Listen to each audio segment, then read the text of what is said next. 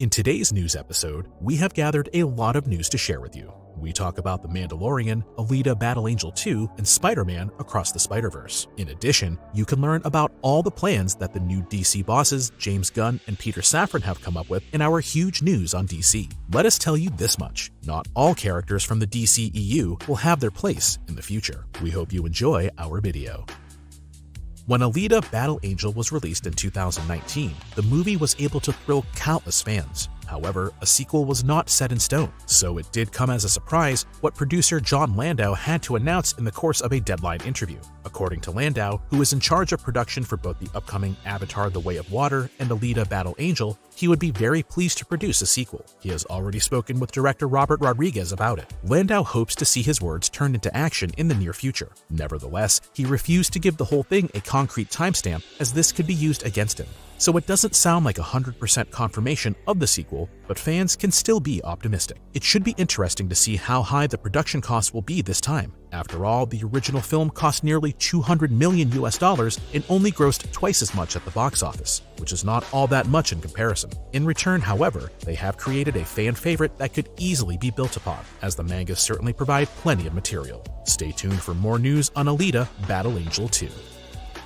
Disney Plus currently offers more Star Wars projects than ever, including the Book of Boba Fett, Andor, and Obi-Wan Kenobi. The kickoff for today's series abundance, however, came from another series, and that was The Mandalorian. After the start of Season 1 in 2019, a large fan base formed around the series, especially the cute baby Yoda became famous beyond the limits of Star Wars fans. Now, there has already been a 2-year break since Season 2, which was caused in part by pandemic-related restrictions on production. Apparently, the waiting time is now to be extended a little longer. According to a leak, Season 3 was originally supposed to be released in February. Disney obviously sees that differently, and so we will have to remain patient until March. The season length of 8 episodes will not change for the time being, and the people responsible for the first 2 seasons will also be back, for the most part. On the acting side, there are also plenty of familiar faces to be spotted, including Pedro Pascal as the Mandalorian, Katie Sackhoff as Bo-Katan, Giancarlo Esposito as Moff Gideon, Carl Weathers as Greef Karga, and Emily Swallow as the Armorer.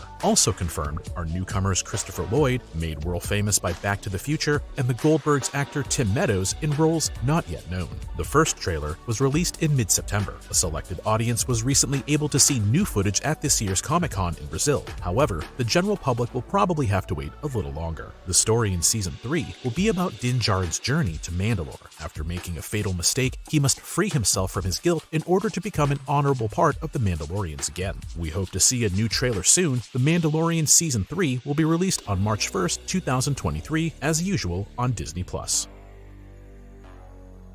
This week, we've got another wave of announcements from Warner Brothers. As The Hollywood Reporter exclusively claims, DC is facing the biggest reorganization in years, and many movies are affected by the restructuring. The first piece of news concerns the planned 3rd movie in the Wonder Woman franchise. Although leading actress Gal Gadot still made a promo for Wonder Woman on Twitter this week, the movie is now completely put on hold. The reason is a creative disagreement between director Patty Jenkins and DC Studios heads James Gunn and Peter Safran. Jenkins' worked-out plan no longer fits the current vision of Safran and Gunn, and thus the film has been scrapped, obviously also to the surprise of Gal Gadot. Patty Jenkins had been drafting the script since 2019, even before the release of Wonder Woman 1984, and she also said that the story arc had always been designed for 3 separate films. When an official confirmation for the 3rd part followed 2 days after the theatrical release of Wonder Woman 1984, barely anyone actually had doubts about the completion of the film, although neither the reviews nor the box office takings were worth mentioning.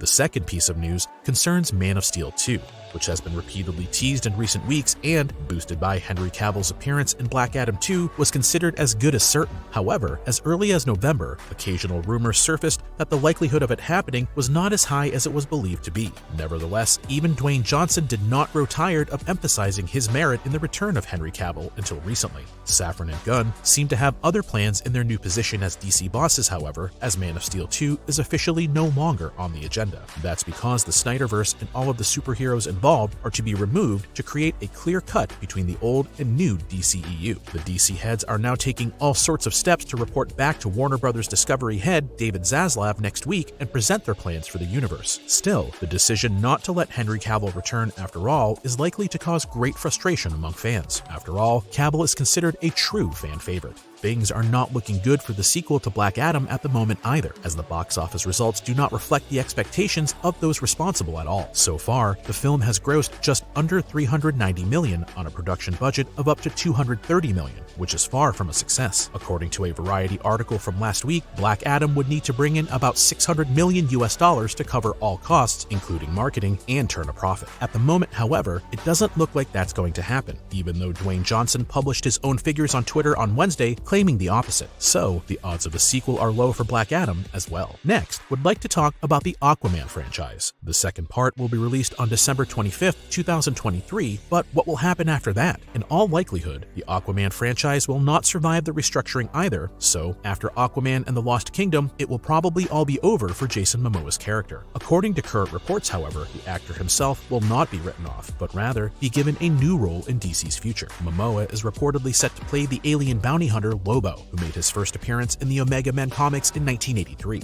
In the 2018 series Krypton, which is a prequel to Superman, Lobo was already embodied by Emmett J. Scanlon. In fact, even back then, there were people who envisioned Jason Momoa much more suited for the role. Finally, in addition to all the surprise decisions, which surely not everyone will be pleased with, we would like to announce one piece of positive news. The Batman franchise is exempt from the restructuring. So, Matt Reeves is still working on the Batman 2. And the further expansion of the film series should also move forward. So what do you think of all these announcements? And are you able to understand why Gunn and Safran want to make a cut in order to completely reboot the DCEU? Feel free to let us know your opinion in the comments. Only recently did Phil Lord surprise us in an interview with the statement that the upcoming Spider-Man Across the Spider-Verse will feature not one, but 6 animation styles. Depending on the scene, these are to be adapted to the plot and raise the visuals to a new level. This week, we have more news about the upcoming multiverse movie in the form of new images. You can see the main character Miles, who for once is not in his superhero outfit, but in everyday clothes in a crowd of people. A different image shows Miles and Gwen Stacy from behind. In the background, you can see the scenery of New York City, and according to the photo and Gwen's ponytail, the two are sitting upside down, thanks to their spider powers. In addition, the responsible parties have provided a date for the first trailer, which is supposed to be released on December 13th, 2022. Leaked merchandise for the film also gives us some new impressions. The images show Miles in a black and white costume reminiscent of the noir Spider-Man, as well as Spider-Gwen and Spider-Man 2099. Now it is already clear that the variations of Spider-Man will be even greater than before. After some memorable appearances in the first part, the multiverse will thus open up a bit more. In terms of numbers, this means that almost 240 characters will appear in the sequel, while in 2018 there were only 40. On June 2nd, 2023, the time will finally come and we will be able to see Spider-Man Across the Spider-Verse in theaters. We are definitely excited for the trailer in the coming week. Hollywood was shocked when Warner Bros. Discovery, under the leadership of its new CEO, announced that the 2 movies, Batgirl and Scooby-Doo, would never see the light of day, despite their completion. The reason given was the focus on qualitatively larger and better-known projects. For many, it was clear that it will certainly not stop at the 2 films, and so only a few believed that DC's Blue Beetle would ever run in theaters. Now, via Twitter, DC decided to end the mystery as the responsible parties published a first poster and thus a definite proof that the film will be released. Much to the delight of many fans, the studio also directly provides a date for the theatrical release, which is August 18th, 2023. You can't really guess much from the new poster, so it's still not clear what the plot will be like. The superhero has a long history in DC Comics and first appeared in Mystery Men Comics #1, 1939. The Beetle-like main character has powers such as superhuman strength, the absorption of energy, a shield against toxic environmental influences, and of course, flying. Blue Beetle will also be DC's first film centered around a Latin American superhero. Now that the promotional phase has started, we are looking forward to more news about Blue Beetle soon, which will be out on August 18th, 2023.